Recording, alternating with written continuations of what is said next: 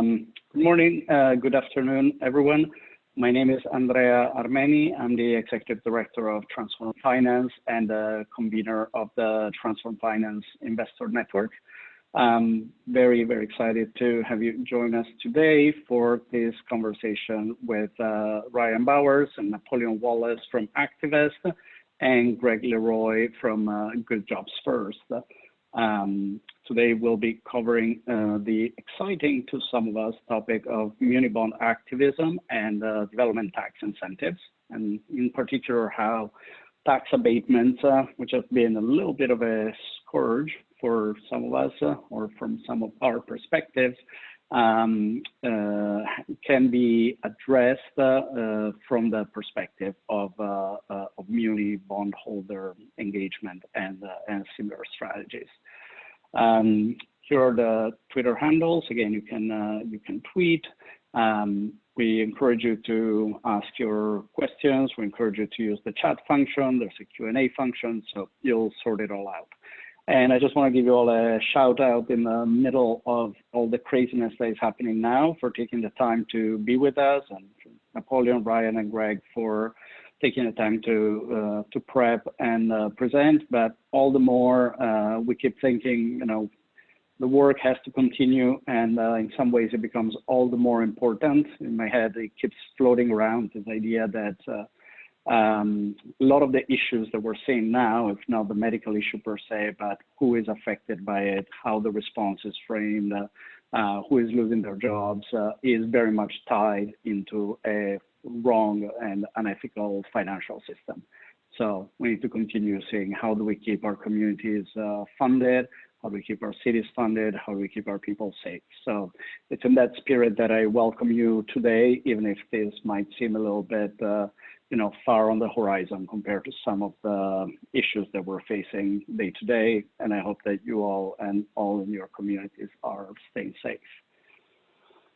So in terms of the context for the conversation today, we're coming at it from two angles, some of which you might have come across in the past if you joined prior Transform Finance Investor Network sessions. One is this idea of looking at how impact, and in particular social justice-driven impact, can be addressed in other asset classes. So not just through the fairly small sliver of direct investments into enterprises, but also through private debt, private equity, and in this case, muni finance. And how we can borrow some strategies, some capital strategies that work in other contexts in this municipal context. And the other piece that you will also not be surprised by is this idea of like, wait a second, there's a private benefit that attaches to some tax abatements. There isn't necessarily a correlated benefit to the municipalities. In fact, there is a bit of a public burden. So we wanted to dig into, with our friends and experts, this idea of how tax incentives do, maybe in some cases, work for municipalities, and what to do in the cases where they do not. So, and if you want, you can go to our recordings, and you will find both the one that Ryan and one of his colleagues previously was trying to do with us, a long conversation on racial justice and racial equity and muni finance. And Napoleon and Ryan will tell you a little bit more about that, how they came to this work around muni bonds. And the other one more recently within the public interest, similarly looking at who benefits from privatization, what is it like for, why is it that municipalities pursue this path, and how the dynamics of privatization can be righted. So we are on a bit of a roll and a theme here, and it all goes back to our usual obsession, right? Who benefits? Who is most affected by this? And what can you, as investors that seem to share some of our values, do something about it? Okay. we're not talking about a small space here, right? There's a big wide canvas to work with. It's a $3.8 trillion market for municipal finance. And out of all the dollars that are tagged as impact investment dollars, only 6% of those impact dollars are in public debt.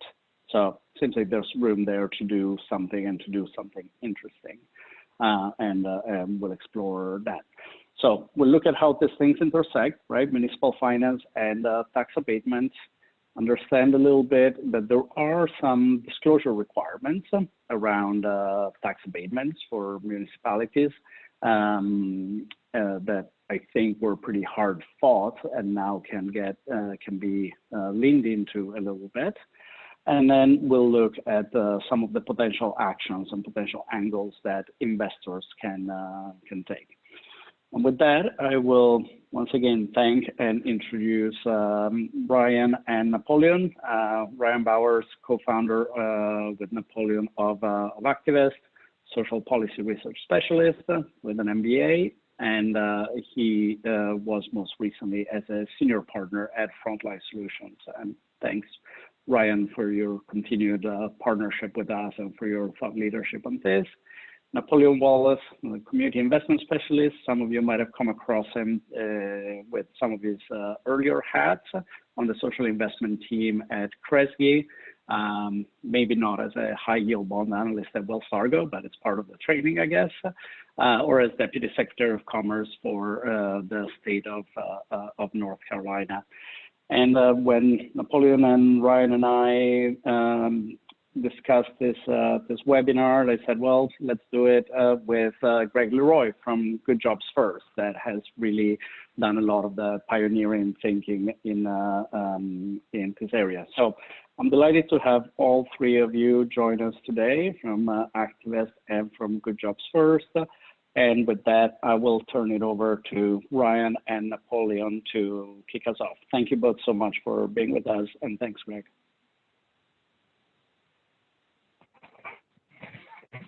Thank you so much, Andrea. Appreciate you giving us this opportunity to present, and also want to take a pause and thank everyone for taking this time out.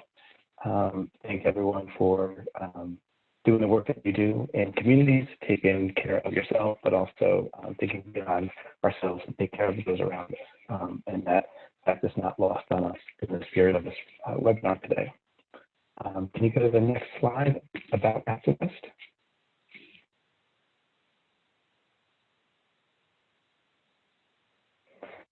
Great. So Activist, we're a voice for fiscal racial justice in the municipal market. We see local governments as the building blocks of local democracy, but sometimes those short-sighted practices become regressive and extractive and create inequitable conditions in communities. And we often see this when local governments are faced with budgetary headwinds and budget shortfalls. They choose to make taxing, borrowing, and spending decisions that lead to bad outcomes for the most vulnerable residents. And at Activist, we also view the capital markets and investors as potential counterweights to these predatory extractive practices in the public sector. So ultimately, our work is about scaling pain, really. We see that what makes injustice possible is that you can isolate it, you can hide it, you can externalize it to one or few groups to the benefit of others. So our work is really to unearth and scale financial pain and make it acutely felt by all stakeholders, really to a point where it's unbearable and there's no choice but to act. And we've obviously seen this through the COVID-19 response and the results of underinvestment in public health. And ideally, it wouldn't take a catastrophe to deal with long-term preventative measures, but unfortunately, that's how institutions act, large institutions. And if you're a person of color in this country, that's kind of built into your DNA and you get it intuitively. And I think the rest of the country and markets are really catching up. So with regards to, someone's telling me my audio is not coming through that well. Andrea, let me try another. That's correct. Your audio is not great. but keep tracking if you want, and then while Napoleon is talking, maybe you can fix that. All right, great.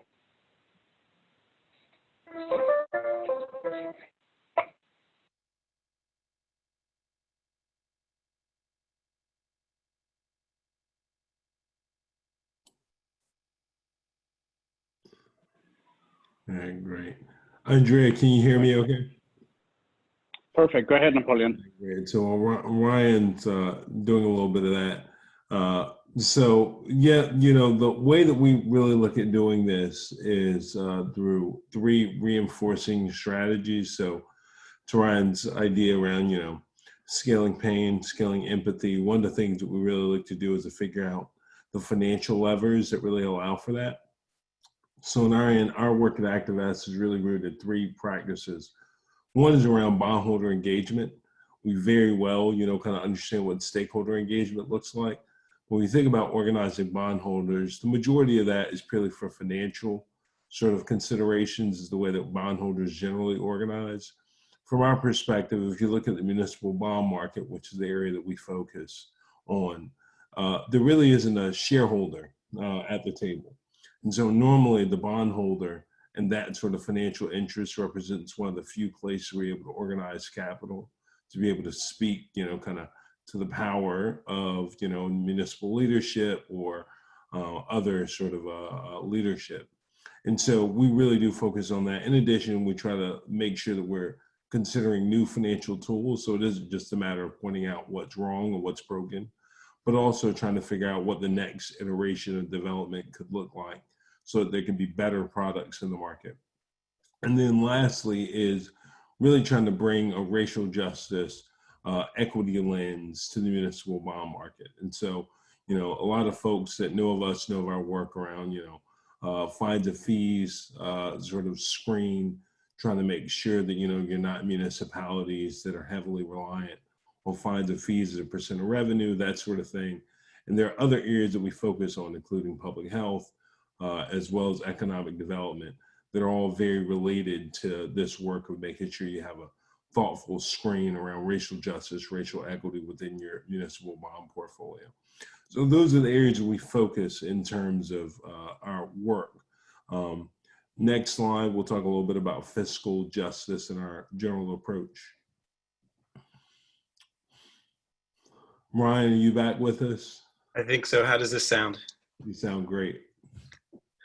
Thank you, Napoleon. So we see the municipal market through a fiscal justice lens, and we define fiscal justice as the justness of municipal budgets, especially related to the equity of outcomes and externalities for all participants. So again, this includes local government spending, revenues, and borrowing. So we really research the implications of municipal finances through our fiscal justice framework. So this spectrum that you see on the, on the left side, it talks about kind of deconstructing activities, things that were harmful practices that we're getting governments to kind of stop doing, the tools to do that. And to the right side, opportunities that we're creating in the market that are more inclusive. So we talked already a little bit about bondholder engagement, and we'll get more into that during today's presentation. The taxonomy of metrics for fiscal materiality. This is really in-depth policy and data analysis on local government issues, including abatements and incentives. ESG, municipal investment advising, Napoleon kind of briefly mentioned that. And then lastly, capital innovation, creating these new tools and mechanisms for local governments to really access credit in the market in a way to transition to more inclusive and sustainable economies. Next slide, please.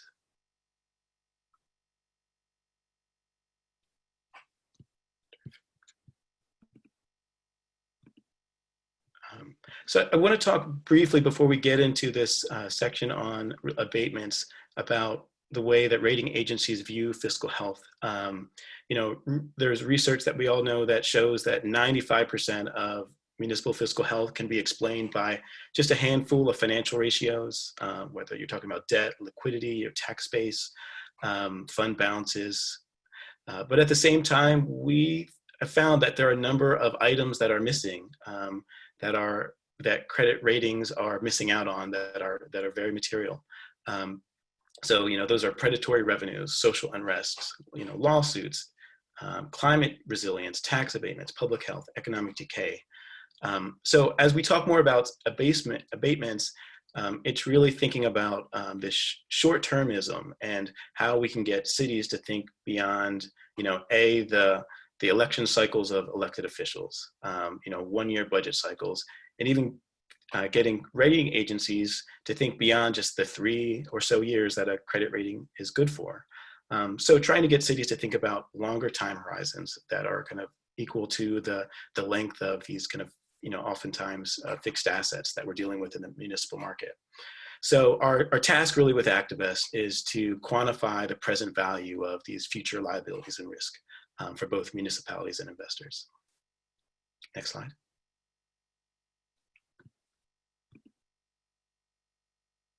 So most of these issues aren't accounted for in the municipal market. So think Ferguson, think Flint, Michigan, think about the police misconduct that influenced San Bernardino's fiscal stress. And you've seen these headlines before, and I'm sure you've seen other ones as well. Next slide.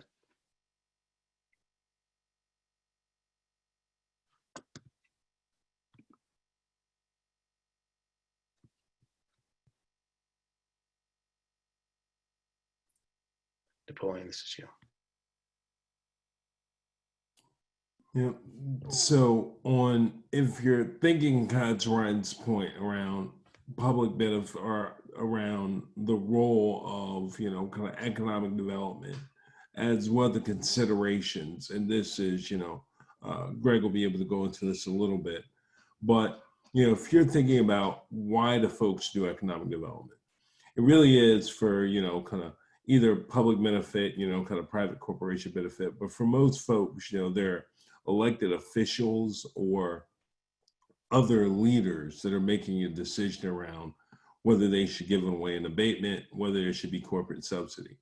And the way that it's generally framed is that, there are certain things like private investment, job announcements, tax-based expansion, which are really kind of leaned on as the reasons that folks do economic development incentives.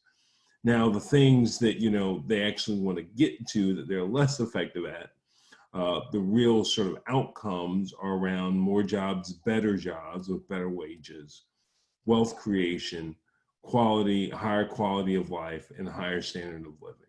And so, when we look at this around economic development, we try to distinguish between economic development and economic welfare, economic well-being, and that most of what municipalities and leaderships really aim for is overall economic well-being, but the tool that they use around economic development doesn't necessarily reach those goals. So just want to be able to point that out as we get in the Greg section.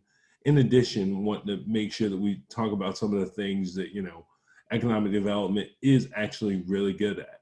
If you're trying to reduce the tax burden, if you're trying to reduce startup costs, if you're trying to reduce op costs, really if you're trying to deliver direct tax subsidy, not that any of these are good or the stated goals of economic development, the tools of an incentive can be effective at that. The rationale for why you do that and why you call it public benefit is a different discussion.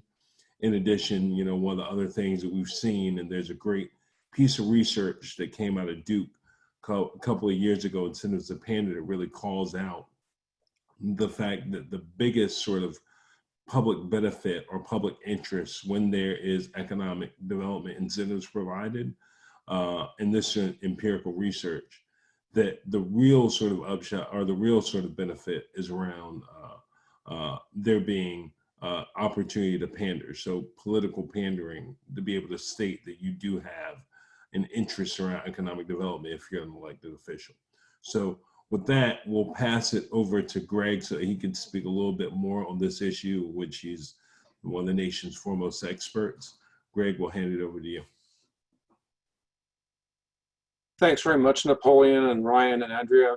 Really honored to be with you all today. Next slide about Good Jobs First, please. So we're a nonprofit, nonpartisan research group, 22 years old. We're very laser focused on making the costs and the benefits of incentives more transparent so that we can have an honest, robust debate. Frankly, because that debate has been distorted because politicians, all they want to do is talk about benefits, and we haven't really had a good, rigorous accounting of costs yet. So that's a lot about where you all come in and where some of the new data I want to describe comes in as well. Next slide, please. So nobody knows exactly how much states and cities spend on incentives. The $70 billion figure we cite often is our favorite academic estimate but it certainly involves a lot of estimates and extrapolations. It's a sophisticated estimate by someone who's now a fellow with us, but almost every kind of tax or fee that companies normally would pay to support public services, sales, income, and property, often go away for a very long period of time in the name of economic development. The average state has 30 or 35 programs on the books, although usually a handful of those account for the biggest chunk of spending. Please. So because disclosure has been so poor historically, we needed a more rigorous accounting, and we had been agitating and critical of the Governmental Accounting Standards Board for many years for failing to issue any rules on accounting for the costs of incentives. That all changed in 2014 when they issued a exposure draft for comments, and for the next 90 days we had Good Jobs First, and many people, one of the largest comment groups in GASB's history, more than 300 comments signed by 500 or 600 individuals and organizations were filed, resulting in GASB Statement 77 on tax abatement disclosures. We were later outed by State Tax Notes magazine as the lead advocates for that. This is an amendment, obviously, to generally accepted accounting principles, and it's a crude rule, frankly. The quality of the data that it requires is quite simple. It basically requires local governments and state governments that adhere to GAAP to put a note in their CAFR describing any tax abatement programs they have, and then providing $1 figure, that is how much revenue they forwent or had forgone as a result of that program. They don't have to specify any company names. They don't have to even say how many deals are behind that $1 figure. They have to generally describe the statutory authority of the program and the name of the tax that is abated, but that's about it. We tried to win, nor unlike the other post-employment benefit rules, the pension and healthcare rules, there's no requirement about future obligations. I apologize for my dog. It's a 1 year backward-looking spending snapshot. Having said the fact that the data is crude, it is going to be broad. That is, about 3/4 of local governments in the United States, pursuant primarily to state laws and administrative codes, and obviously market forces, adhere to GAAP. So that's about 50,000 roughly local and state governments, cities, counties, townships, school districts, special districts adhere to GAAP. And one other aspect of the rule we like a lot is that if a government loses revenue passively as the result of an abatement granted by another government, that government, which is the passive loser, must still compute its loss and report its loss. That rule was very specifically intended to cover school districts because structurally, in most states, the legal authority to grant abatements is given to cities or counties or both, even though school districts are often the biggest loser. And of course, school finance is complicated and states often weigh in then to top off school districts to some degree. But usually school districts are not at the table and therefore are big passive losers. And so that's an exemplary aspect of the rule. The note is in the CAFR, the Comprehensive Annual Financial Report. They're not in the balance sheet. And the next slide, please.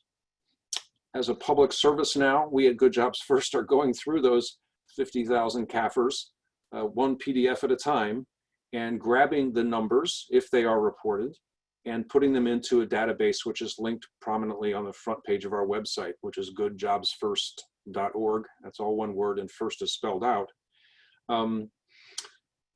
we now have 3 years of data for some jurisdictions. So the first year for most jurisdictions, coverage of the rule was fiscal 17, and we're now getting fiscal 19 data for quite a few places. So in many places now we have fiscal 17, 18, and 19 records, so you can actually begin to do some trend analysis.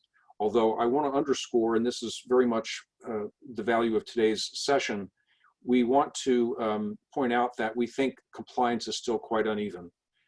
GASB itself is not a police force. We've actually written 50 roadmaps, which are on our website, explaining how GAAP compliance is overseen state by state by auditors, comptrollers, and treasurers. It's very irregular and uneven, frankly. And so we also see that the early years of compliance with Statement 77 are incomplete. But the more we all use this data and draw attention to it and underscore the salience of this data in municipal finance, the better we are off. And frankly, this is a big deal that we should all celebrate and exercise. Statement 77 is the first and only time GASB has regulated or codified any form of tax expenditure. So it's a really big deal. Back to you, Napoleon and Ryan. Thanks a lot, Greg. So over to the next slide, Andrea.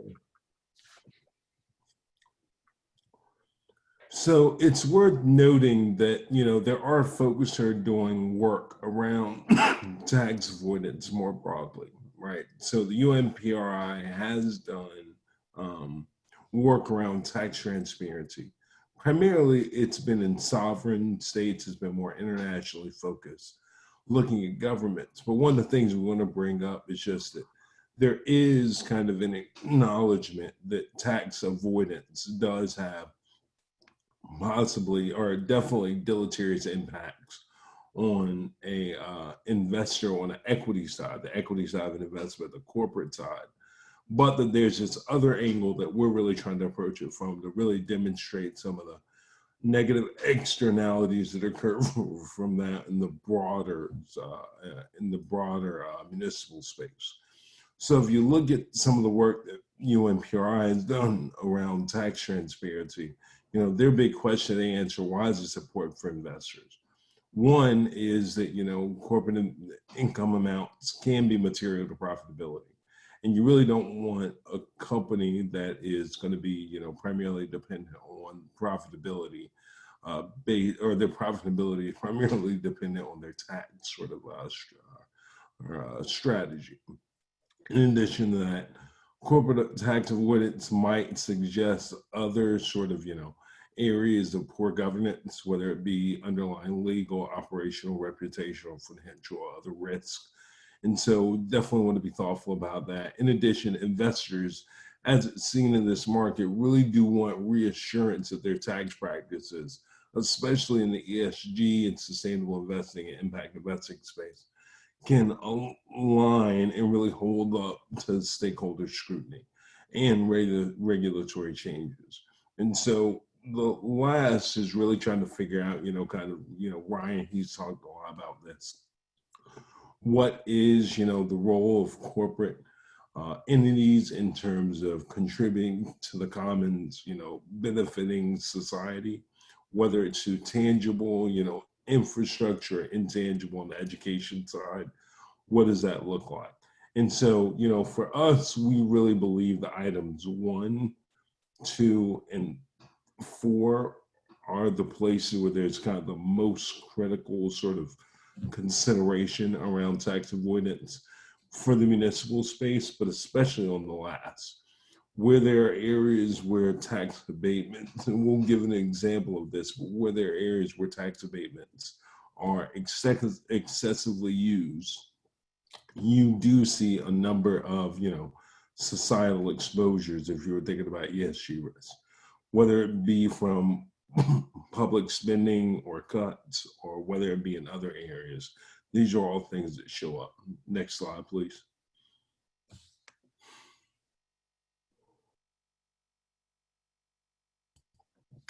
And so if you're thinking about the size of this problem, Greg, he outlined, this is a $70 billion problem, which, if you're trying to figure out one form of scale, if you're thinking about all the public municipal debt that is issued by local municipalities.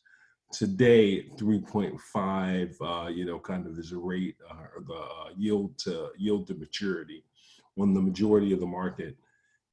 That 70 billion will pay all the interest for municipal bonds, local municipal bonds this year. So it is a very large amount. It's not a kind of a small amount in terms of the way that it shows up on municipal budgets or the impact that it could have. If you make the comparison across other sorts of areas, local tax abatements on average amount to about 23% of public safety spending, 13% of public health hospital spending, which obviously right now is pretty high consideration or very salient point. In addition, 11% of transportation spending and 5% on education. Andrea? And so if you're thinking about places, which is also relevant, where the areas that seem to really rely on these abatements the most. So although, abatements are really 1.8% of an organization's average corporation's cost structure, they can result in significant losses at the municipal level. And so if you're an investor in New York, for instance, right now, 4.3% of the budget has gone out in abatements. That number on a per capita basis is relatively high. But when you look at a percent of general funds, there are areas that are much worse. Chicago, 16% of their budget. We know some of the strains of financial sort of concerns they're having there. We also know there's a relationship between fine and fees and other user fees and the amount of revenue that's given away in the form of tax abatements. That shows up in a place like Chicago, Greenville, South Carolina, and Kansas City, Missouri, and many of the others. You look down the list, and these are all 15 to 30% of the local municipal budget. Even in an area that is as progressive in many ways as Denver, you would still have a number like 9%. And so when you start thinking in the context of public health spending, education spending, you really do see how these things are linked when a place is giving up current revenue for hopeful future concerns, future tax benefit, many of which is really played out and is returned over a long period of time, and some of which is never actually returned back to the municipality. You see this sort of asymmetry or this gap that can be a large sort of hole, create a large hole in the inside of municipal budgets. Probably the most salient example of this is around Ferguson. And, Andrea, if you'll go to the next slide. As Ryan, we mentioned earlier, Ferguson is part of our inception story with Activest. A lot of our work was happening where I was looking at the financial side of the problem in Ferguson. Ryan and team were looking at the investment or the kind of programmatic and community side of the issue in Ferguson, and coming up with one very simple conclusion that there was money that was not being really invested in the ways that it should have been, and that the way that the city was kind of financing themselves on the backs of its Black, brown, and vulnerable citizens really was going to result in a deleterious event at some point in the future. It was pretty well to see.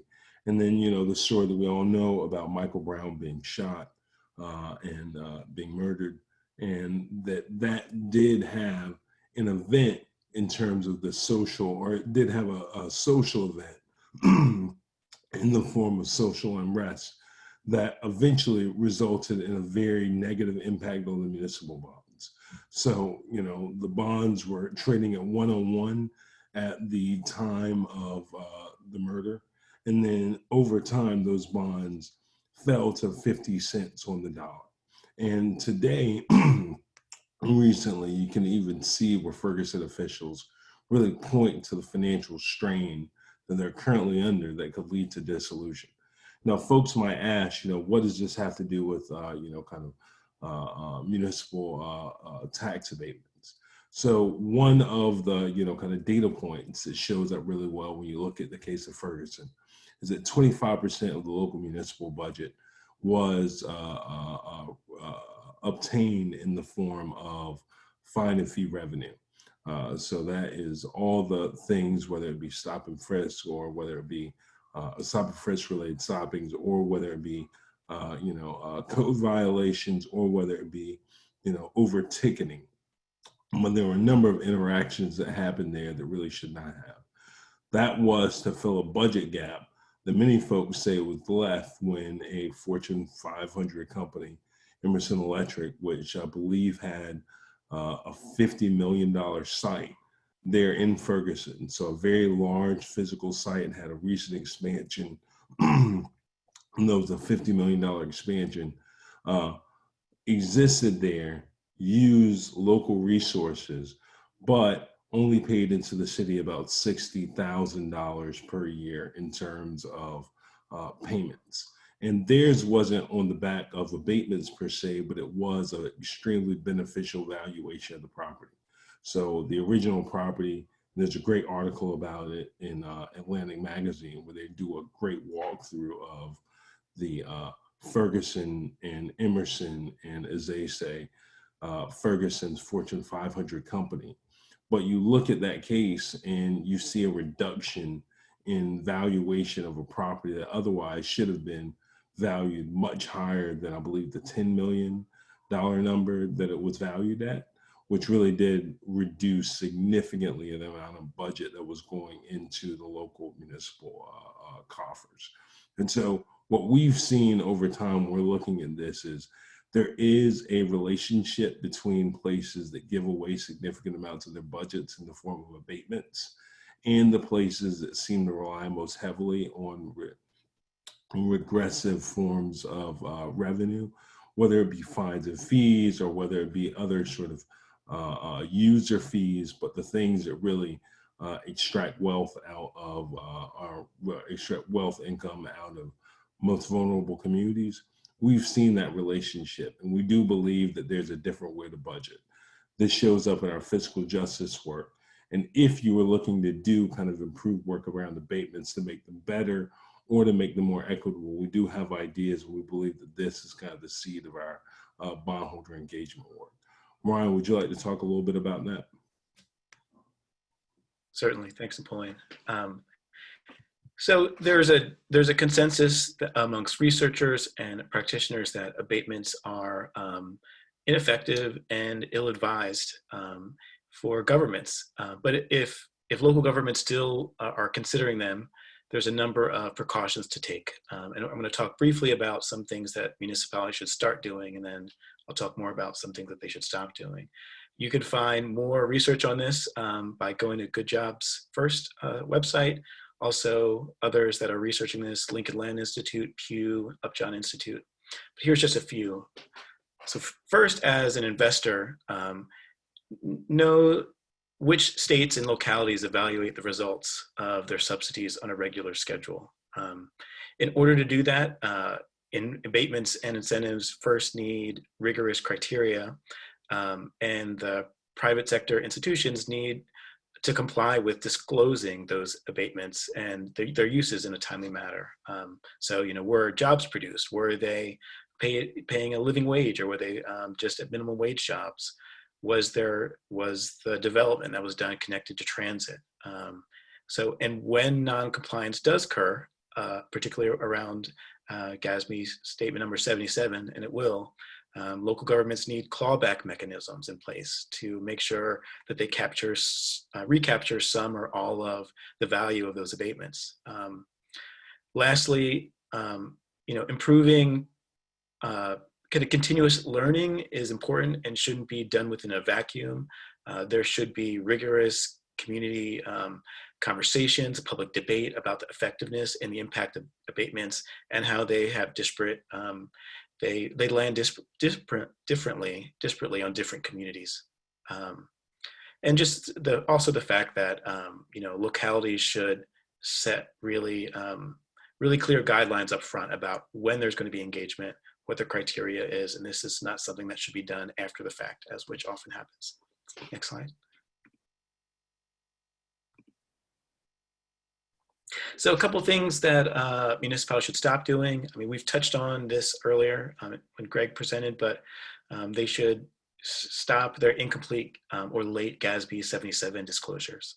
Provide adequate data and adequate detail. This is competing with other municipalities. This is where abatements are redundant, and where cities, unfortunately, there's an incentive to, Napoleon mentioned incentives to pander, and there's an incentive to try to capture all the benefit as an elected official of what you've done and what's in your power. But to be successful, you actually need to have a regional strategy where you're not competing against your next door neighbor. And there are some states and some localities that have really taken steps to do that. And then, lastly, just the thinking about the impacts. It's not just about the city or the municipal budget, but it's also school districts and the revenue that's given away in public schools. And I was just looking at, there's some data from Good Jobs First that they, in Ohio, they found that schools in Cleveland were losing $9.2 million a year on just 8 subsidized projects. And in Toledo, almost a third of students were graduating from high school. Abatements were costing $13.7 million a year, or 14% of the budget. So these are, significant. These are significant gaps for districts that are already have their backs up against the wall and that are dealing with budget cuts, staff reductions, and the ability, just trying to meet students' basic needs. Next slide. So I want to briefly call your attention around to a study that relates to what can be done. And Napoleon earlier mentioned the UNPRI's initiative. So they actually organized a group of investors. There was actually 36 investors to engage a number of companies around their tax avoidance strategies. And I want to distinguish between tax avoidance and tax abatements. This was really a corporate strategy, but it's instructive, and I think there are some things that municipal investors can borrow from, and we can all borrow from, that are working in the kind of public sector outcomes. So, one of the results of this work was, the focus on a global publication it's a global tax policy of the company's approach to responsible taxes. So not just in one country, but across their kind of global presence. What is their policy around responsibly paying taxes? Reporting on tax governance and risk management. Where does that occur in the company? Is that at the board's level? Is that the CEO, the C-suite? And then also country by country reporting. What is the impact on places giving different tax structures locally? So, it's definitely worth checking out this study. And I know that there's more information coming out soon from UNPRI around more recent work. Next slide. I'll turn it over to Napoleon here on talking a little bit around bondholder engagement and tax abatements. Absolutely. So when you're thinking about, as we said, there is a very good bit of work being done right now around tax avoidance in corporations. So really trying to understand, when you're looking at a corporation, what are the considerations you need to make around whether their tax policy is going to be deleterious to you as an investor, especially a global investor, who is invested across multiple asset classes, or to the areas and stakeholders in which that investor or that company operates. From our perspective, we've really been looking at, kind of how do we pair our work on the other side of that question, which is not just how do you consider the interests or the actions of a company, but how do you consider the enabling environment that allows that company to exist in the way that it does? What are the, kind of levers at the local municipal level that are providing benefits of this sort to corporations, and in many ways are foregoing the interests of their local constituents in order to be able to attract either jobs or investment, because there really aren't other ways as a political sort of, as a political leader, to put your flag in the ground around economic development. The truth is that, what we found is that there are many ways to do that. It isn't just that, there are dollars coming in the door. Investment is easy to count, as well as, kind of job creation, at least on the announcement side. But when we're really talking about the goals that we were talking about earlier of really trying to do more than economic development, but generate a culture of economic well-being, you have to start to look a little bit further down the road.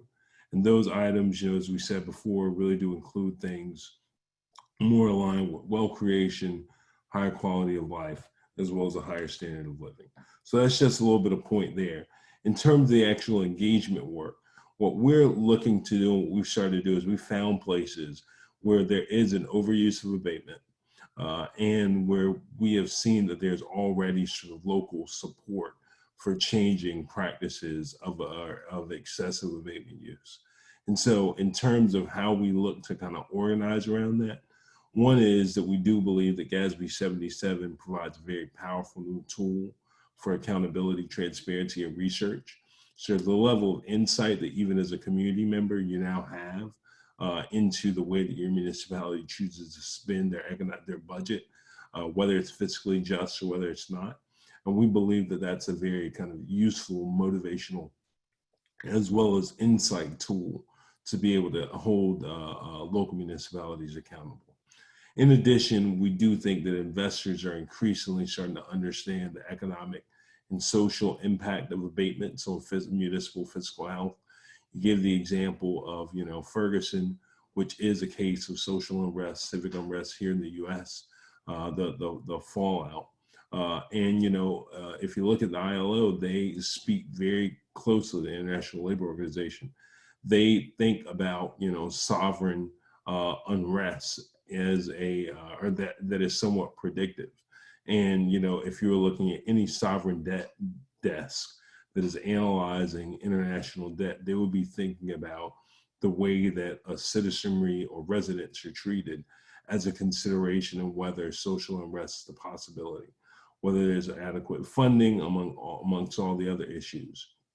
And so part of what we're trying to do is really to bring that framework back here to say, in the places where municipal budgets are being extracted, dollars being pulled away from the public good, what are the likely outcomes of that, and how could it have an impact on broader sort of investment theses in the area? In addition, there are these kind of places where, now you have treasurers, and Greg mentioned this, you have state treasurers, controllers, and auditors. While it's inconsistent powers over GAP and GASB, it should be invested in, and it should be bolstered to make it so that it's a bit more consistent. There are measures and places of leverage there. And so when we look across those three, one, new accountability tools and for transparency in GASB 77, also increased investor interest, as well as, controller or more formal methods of accountability and bolstering or accountability. We do think that there's an increased framework and best practice, or the increased framework through which we'll be able to engage around specific municipalities, organizing bondholders in a place, and then be able to really lever the power of investor ownership to be able to get municipalities to perform in a different way. Now, with that, I think we're moving over to kind of our Q&A period. Would you go to the next slide, Andrea?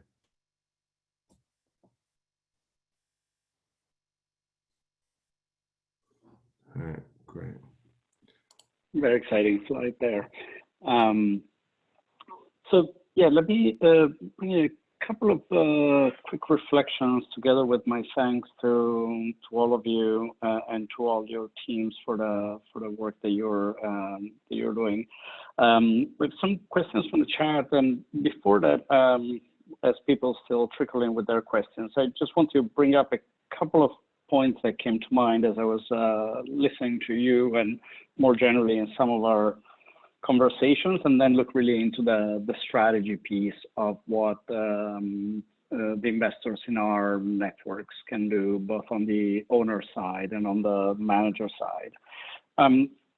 The first was around this idea of the universal owner, case of, big pension funds, sovereign wealth funds, and the like. And thinking of the competition piece that you brought up in terms of the regional strategy, right? So if you're a bondholder across a variety of jurisdictions, there's really little benefit that you would derive, but you do bear the risk from like the competition between those different cities, right? It's kind of a race to the bottom that ultimately affects you as the bondholder, and we've seen some of that thinking around public equities, right? You're kind of indifferent as to which company really prevails. You want to think about all of them kind of rising up. We've seen some more of it in the early stage kind of venture capital space, thinking, you know, with SoftBank investing into a couple of competitors and pounding billions into them, knowing that one is going to tank and the other is going to succeed, right? If you take that more holistic approach around the portfolio, you might think, wait, should we really have two municipalities compete for who's going to give the bigger break to Amazon? That doesn't make sense. And I see emerging, one is the impact perspective there, right? You could be concerned about this because of the effect that this has on municipalities, on their ability to provide health services, education, and the like. In other areas of work, we've seen that might get to a core of people, many of whom might be on this call, but if we want to get to that broader bucket of folks, we also try to look at it a bit from the actual risk argument, right? And risk to the holdings, risk of a default on a particular bond, and the like. And I want to explore with you all and with the participants a little bit how you're looking at this and reconciling the two almost as a strategy. In terms of next steps and how folks can join in a strategy like this, so there's one that could be like almost a preference, right? And an exclusion of certain municipality issuances because they do stuff that you disagree with or you think is risky, right? In terms of their policies towards abatement. One would be on the influence of the managers, I imagine, right, from the owners that would say, I want you to pursue this for me as a strategy in a muni portfolio. And then, which Bill Harrington, I believe, brought up earlier, the idea of like influencing the rating agencies, right? So organizing around a message into the rating agencies. So I think we can explore a little bit all of those, and I'm very keen now on getting to a little bit of a conversation around what can we actually do, right? What can the asset owners on the call start thinking about? What can some of the bond portfolio managers on the call start thinking about? And if they themselves want to chime in, it would be great to hear your perspectives too. So Napoleon, Ryan, whoever else, take it away. Yeah, sure. And so to the early points around, investing across, one city to another or across, sort of municipal lines, it is demonstrated as one of the considerations. And there's a lot of research around it. Greg knows this better than anyone, but where you really don't get much benefit from, kind of job shopping, if you will, as a municipality, giving away your budget just to get a few additional jobs that might have come there anyway. One of the big issues around tax abatements that folks say is, one, they're redundant in the sense that, in many cases, there are additional dollars showing up in places where previously the dollars already showed up for the same job, right? So they're redundant. In addition, there's an issue of, they're not particularly effective. And so the idea that, is we noted 1.9% of an overall budget for a corporation or a, kind of site selection process could actually influence where a company goes is not particularly thoughtful sort of view of this. So they're also very much not effective in what they do. And then another consideration is that in many cases, they're very expensive. And so this kind of bleeds over into the broader point.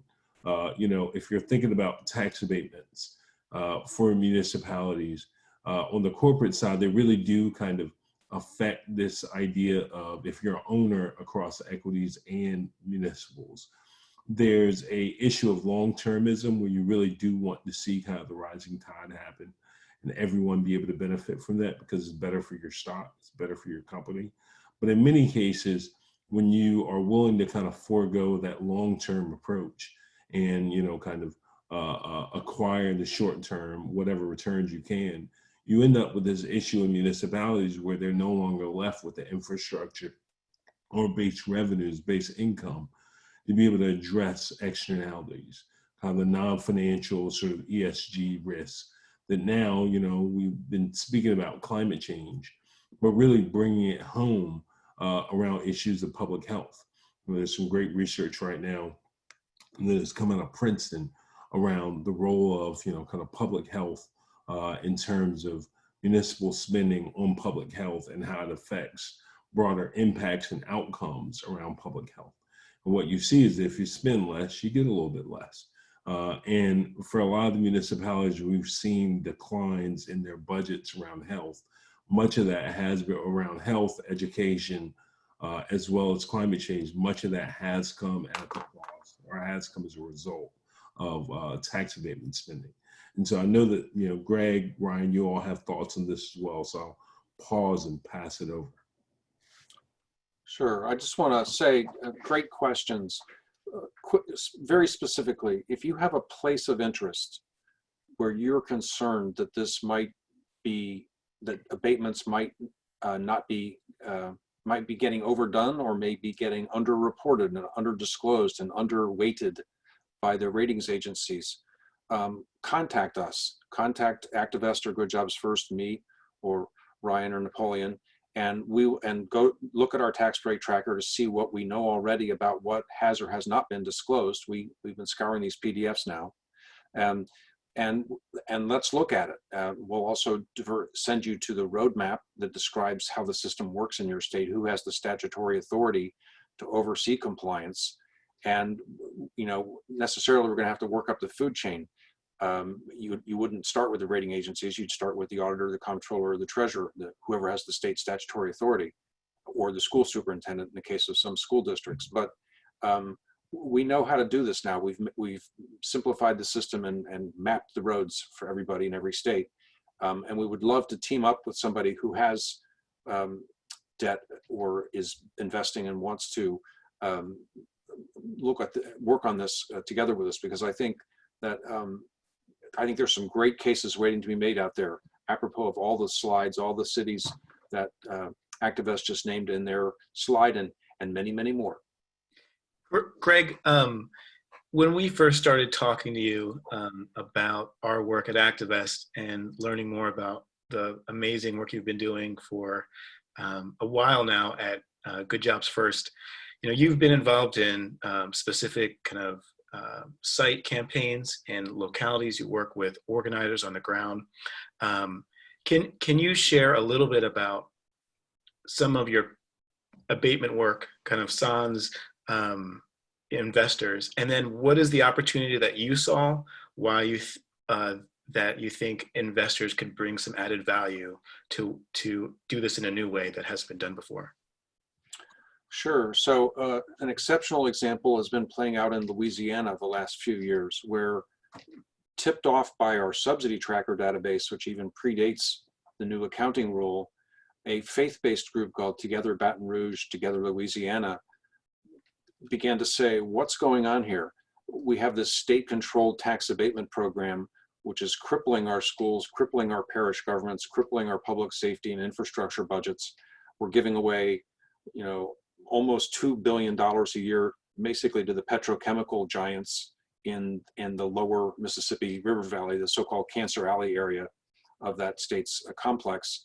And they fought back and got an executive order from the Governor John Bell Edwards, to give back some control to parish governments so that they had the right to opt in or opt out of some of these huge property tax abatement deals for ExxonMobil and all these other global petrochemical giants. and they actually defeated ExxonMobil in a high-profile case last summer that was page 1 of the New York Times business section. And the teachers in that school district voted 445 to 6 to walk out and I apologize for my phone, to walk out if they didn't opt out of that deal, for example. So there's just a huge amount of public awareness there about the leg bones connected to the hip bone, that you don't have to overpay for very capital intensive, very low job creation deals at the expense of all kinds of vital public services. That's a good example. Memphis has been an example, very much a place very disproportionately hurt by property tax abatements because of pressure from neighboring jurisdictions in northern Mississippi, Kansas City and Kansas, Missouri, the 2 states agreeing to a ceasefire to stop paying companies to just jump back and forth across the state line, wasting about $1/3 of $1 billion over a 10-year period. So there's a lot of cranked up awareness on the ground in some places on this issue, to be sure. Yeah, and it's probably worth noting, you know, Andrea, you bring up the point, you know, how do folks really kind of lean into this? You know, one, there are funds that are making these sorts of considerations. Not many, but folks who really do have kind of an impact lens or ESG lens. You know, I think of Eric Glass, some of his work over at Alliance Bernstein. But, you know, if you have groups like that, you know, there are places where folks are really trying to think about broader ESG issues in the muni space. If you want to go a little bit deeper and say, you know, how do we really try to make that thoughtful about racial equity, how, you know, different practices are showing up in terms of racial inclusion or exclusion in a place, or you're thinking about abatement specifically, really the thing that, you know, I think that some of the, if you're managing your own portfolio or screening your own portfolio, kind of knowing what you own. So to Greg's point, if you have a place in mind, there's some really great database, you know, there's a really great database on the Good Jobs First website. We're able to go in and pick a place and figure out what the abatements are, not just in terms of how many, what the overall dollar amount is, but in many cases, who actually got the abatement, how much was the abatement, and things like that. And so I think that that kind of is a next step for folks who are trying to dip their toe in, is a great way to do it. If you're looking to go a little bit deeper, you know, we are organizing, we've already organized, begin to organize, you know, investors that care about this as an issue area.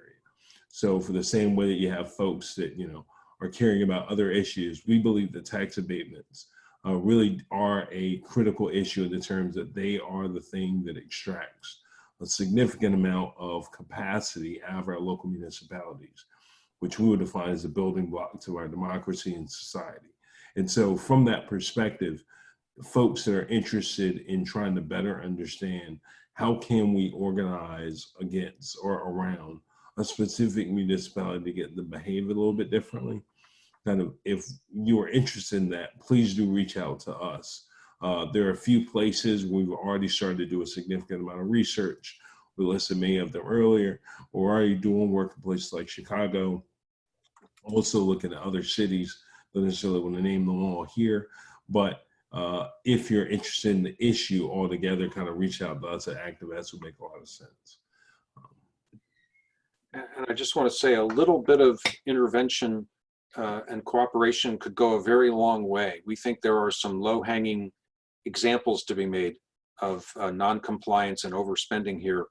And with a few partners, and we have a lot of relationships in most of these cities and state capitals. So if you have a place of interest, we can probably link you up to other nonprofit groups and budget watchdogs, sometimes even conservative groups that have really staked out positions on these issues.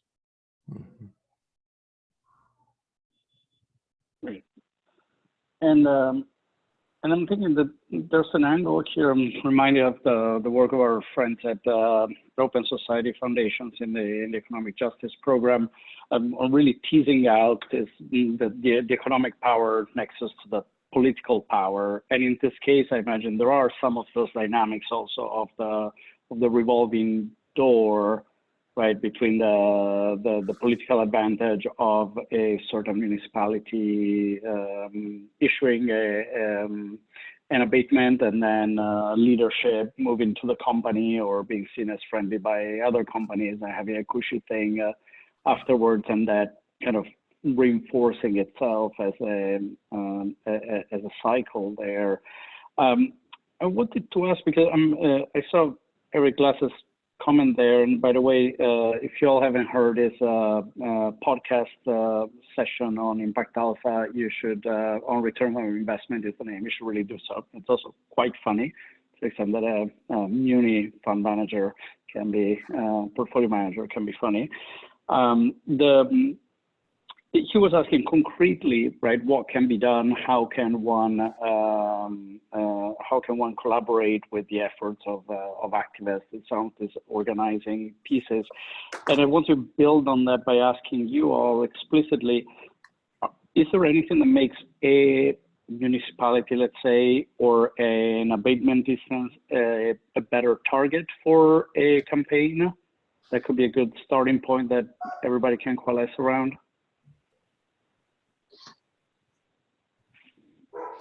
I would say there's two things. There's sort of the objective reality. Is there evidence of overspending, like those statistics that Activist posted from the ratios that they posted? And then there's just history on the ground.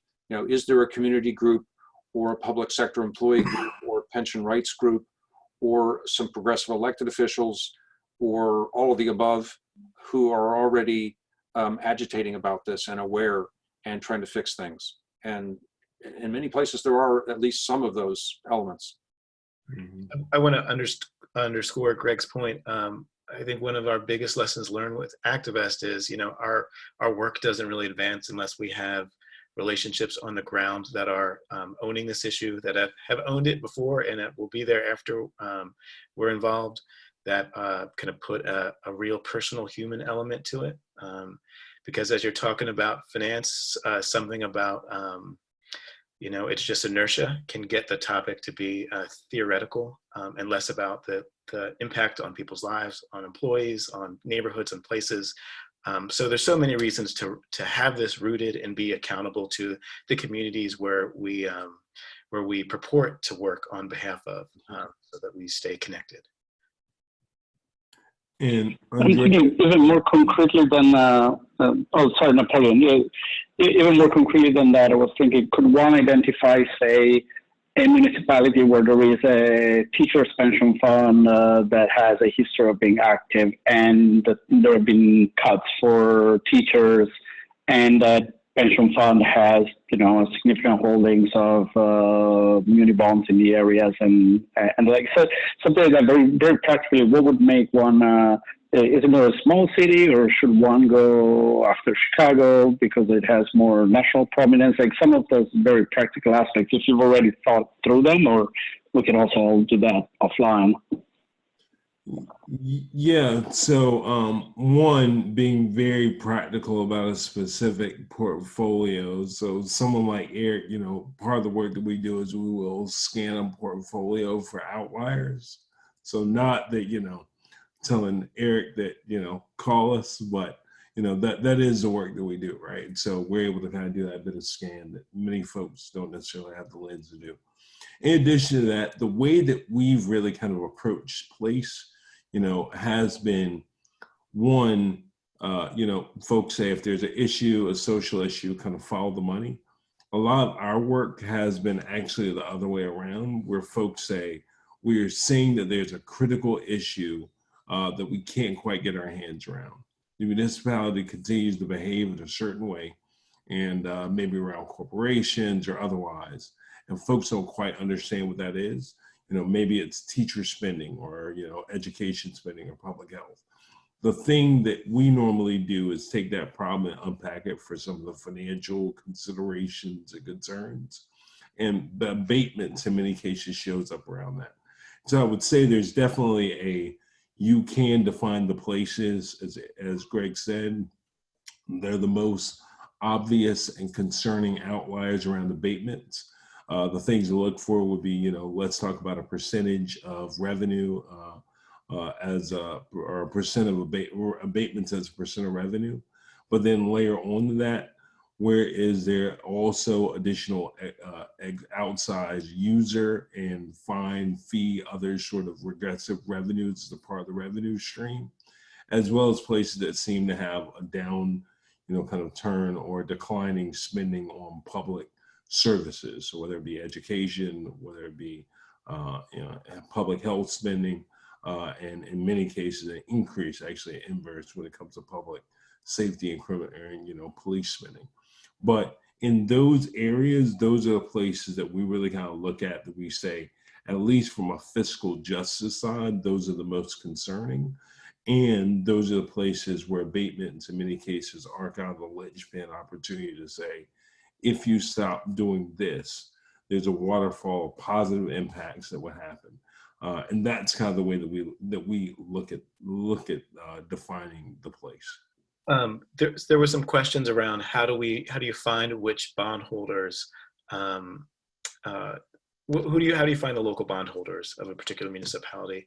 And if you're fortunate enough to be a part of an investment advisor wealth management firm, you may have a Bloomberg terminal or a subscription to one of these financial data sources. So we are luckily to have one of the lower cost options, but we can still pool the bondholders for a number of issues. So we can look up that information, and if you know those that work in finance, you can possibly reach out to be able to access that. So that information does exist, not every bondholder, for every holding, but there is a lot of it publicly available. And I would say the second thing that's a practical next step for investors that are interested in getting involved is that, to really get some standing. So if you want to purchase the bond, purchase part of a local issue, you can then, this goes back to GASB 77, if local government is not complying with GASB, if they're not disclosing, or you see this as a material risk that is not being talked about in part of their filings, which they need to discuss, this is an area of leverage now that GASB number 77 provides, is to make sure that information is being disclosed and is disclosed adequately, particularly in these places where, now we're talking about that there's a kind of a material, significant amount of revenues that are at risk or that have been used in this purpose, and it's a municipality that is struggling. Fortunately or unfortunately, there's so many local governments that are on the teetering on solvency, that already have low general fund balances, that are struggling, and now we know that what portion of their revenues these abatements comprise, and we also know all the research that shows that this is not effective. There's tomes of research out there. So there's some great tools to be able to combine these new kind of insights and data sources to zero in on the right place, that is at the right amount of risk, financial risk, and kind of dealing with disclosure issues as well. I appreciate the questions that are being asked about is there a list of places that we could provide, and I think I'd be overwhelmed trying to put that list together. And frankly, the list sort of ebbs and flows based on the capacity of various community groups and who's sitting in the mayor's office and the county executive offices and what's going on with hotspot issues with particular companies and sectors right now. But we are about to issue a study grading states on the quality of disclosure within those states, paying a lot of attention to school districts and cities and counties. And that will certainly give you a benchmark to start with about what we're seeing in terms of just completeness of disclosure. It doesn't say, it's not going to go into the ratios, but it's a good running start to say even where's there good data, or where's there apparently missing data. So we're doing a lot of really clever data sleuthing to cross-check passive versus active abaters and so on to try to surface things out. But again, if you have a place of interest or a state of interest, call us or tell us, and we will show you what we've got and show you how to get there from here on our databases. Thank you. And again, thinking about other playbooks in the engagement space, like, you know, for most issues, you can find a set of questions, right? If you're looking for a manager in private equity around renewables, right, you can find kind of an activist issue things of what to ask about to engage the manager before you commit to a certain investment. And is there something like that in the case of Munis, and particularly around the piece on abatement, right? Is there like a set of questions that you could ask before making an investment? What a great question, and I'm not aware that we have not generated one. I would love to partner with Activest to make a quick questionnaire. Great idea. Excellent idea. Excellent idea.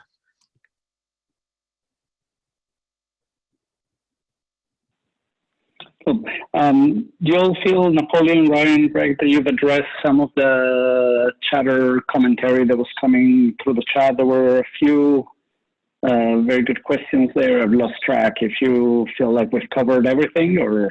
You know, one other thing, I think you may have mentioned this earlier, Andrea, in your introduction to the webinar. What is just the idea of, you know, there's the strategy where you could go through, push the municipality to for change, and that's, you know, bottom up, top down.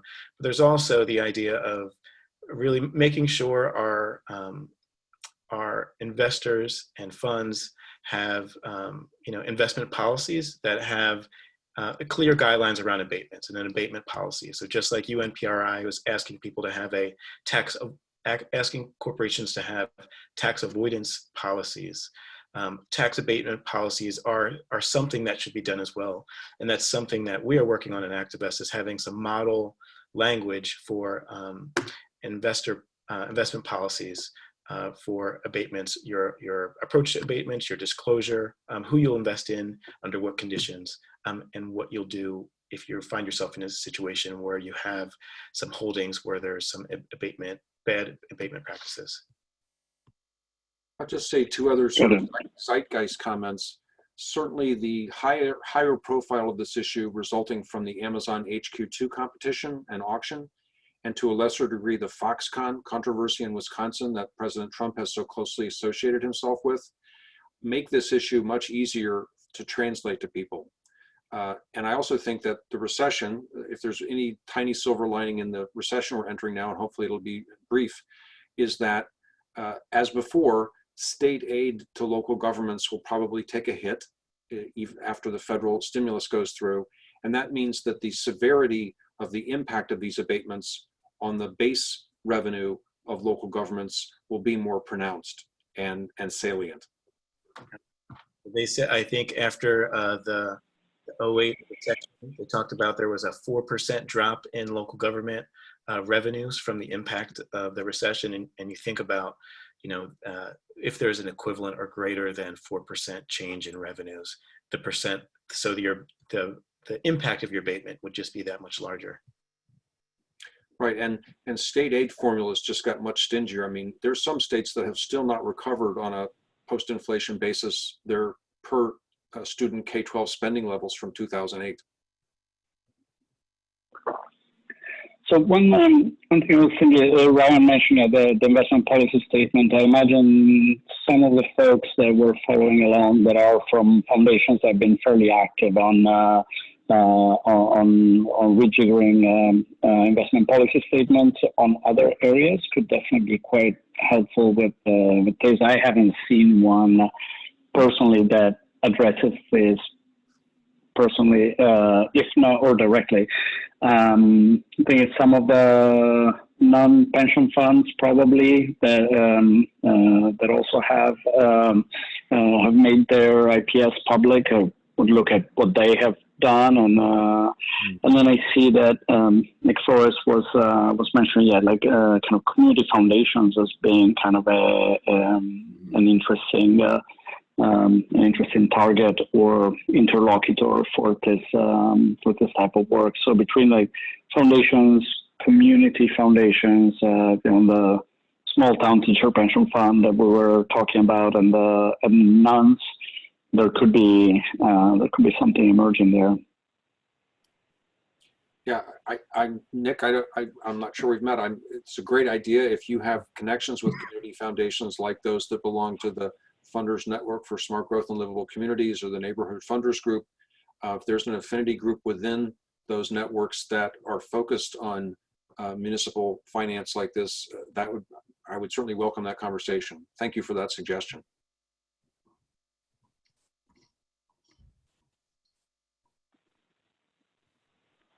Excellent. And yeah, we can all connect afterwards also. And here are the contacts for our speakers for today.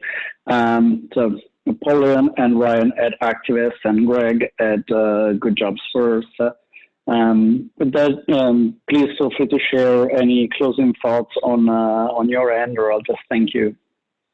I just want to give a shout out to Michaela Davis and the local Inclusive Economies team at CERDNA. Without their support, our work on this wouldn't have been possible. And there've been some of the kind of genius behind the scenes to connect the dots between some of CERDNA's grantees working on this. And so we're super grateful. Ditto and likewise. Ditto and likewise. Ditto from me too then, and many thanks to all of you. I found this extremely enlightening. For the participants, we will share with you the recording, and we'll share with you some of the links that were put in the chat.